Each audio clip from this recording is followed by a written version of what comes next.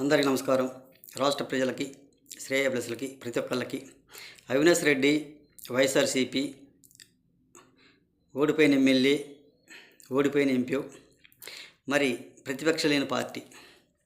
మరి అవినాష్ రెడ్డి, మీరు మీ జగన్ రెడ్డి, మీ భారతీ రెడ్డి గారు మరి రాజధాని రైతులకి, మహిళలకి ఎప్పుడు క్షమాపణ చెప్పారు? ఒకసారి చెప్పండి. మరి సాక్షికి ఎందుకు ముడిపెడుతున్నారు అంటారు.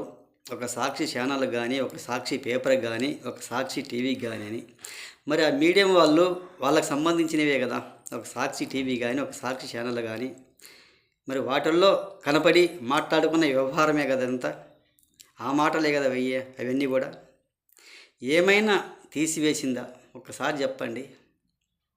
అది వాళ్ళకు సంబంధించినే కదా. మరి ఏమైనా కేఎస్ఆర్ని ఉద్యోగం నుంచి ఏమైనా తీసివేశారా? తీసివేయలేదు కదా. తీసివేయకుండానే మీరు ఒక పనికి మాలిన మాటలు మాట్లాడుకుంటూ ఉన్నవారు ఇటువంటి ఎప్పటికీ పనికి రావు. మరి అది జగన్కి ముడిపెడుతున్నారు అంటారు. జగన్కి సంబంధించిన మీడియమే కదా అదంతా. జగన్కి సంబంధం లేకుండా ఎలా ఉంది ఒక్కసారి ఆలోచించండి. మరి మీ జగన్మోహన్ రెడ్డి గారికి అమరావతి రాజధాని కావడం ఇష్టం లేకనే కదా ఇవన్నీ. మరి రాజధాని లేకుండా ఎన్ని సంవత్సరాలైనా ఉంటారు? ఎలా ఉంటారు? ఒక్కసారి చెప్పండి. మనకు రాజధాని అనేది ఒకటి ఉండాలి.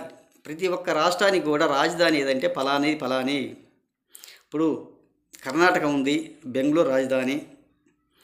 మరి తెలంగాణ ఉంది, హైదరాబాద్ రాజధాని. మరి తమిళనాడు ఉంది, మద్రాసు రాజధాని ఉంటుంది. ఎలాగూ అలా రాజధాని అనేది ఉండాలి.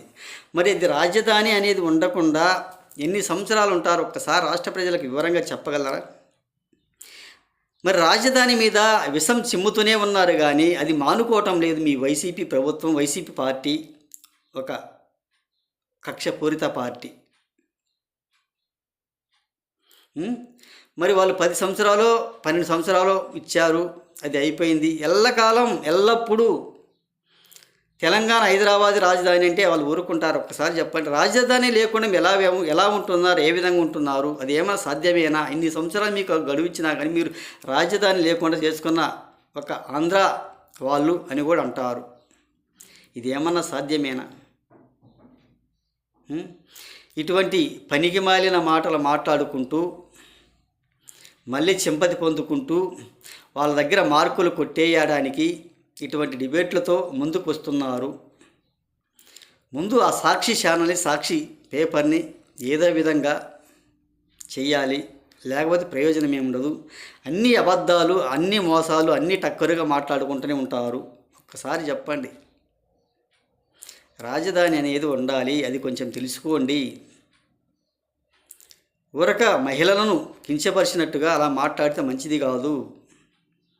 33,000 ఎకరాలు రాజధానికి ఇచ్చారు, అది అభివృద్ధి చేయకుండా, అది చేయడానికి చేతకాక దాని మీద విషం చిమ్ముతుంటే ఎవరు ఊరుకుంటారు? మీరు అధికారంలోకి రావాలని మీకు ఉంటుంది, కానీ రాష్ట్ర అభివృద్ధి కానీ, రాష్ట్ర రాజధాని కానీ చేయడానికి చేత కాదు. చేసే వాళ్ళ మీద విషం చిమ్ముతుంటారు, విషం కక్కుతూ ఉంటారు. ఒక్కసారి చెప్పండి. నేను తెలియజేస్తూ ఒక్కసారి తెలుసుకోండి. మీ వైసీపీ పార్టీ వాళ్ళు ఇది చాలా మంచిది కాదు. మనకు రాజధాని అనేది ఉండాలి. మీకు అభివృద్ధి చేయని చేత కాలేదు, రాజధాని చేయటానికి కట్టడానికి చేత కాలేదు అని తెలియజేస్తూ ఒక్కసారి మన రాష్ట్రం గురించి, మన రాష్ట్ర భవిష్యత్తు గురించి ఆలోచించుకోవాల్సిందిగా తెలియజేస్తూ హృదయపూర్వక ధన్యవాదాలు.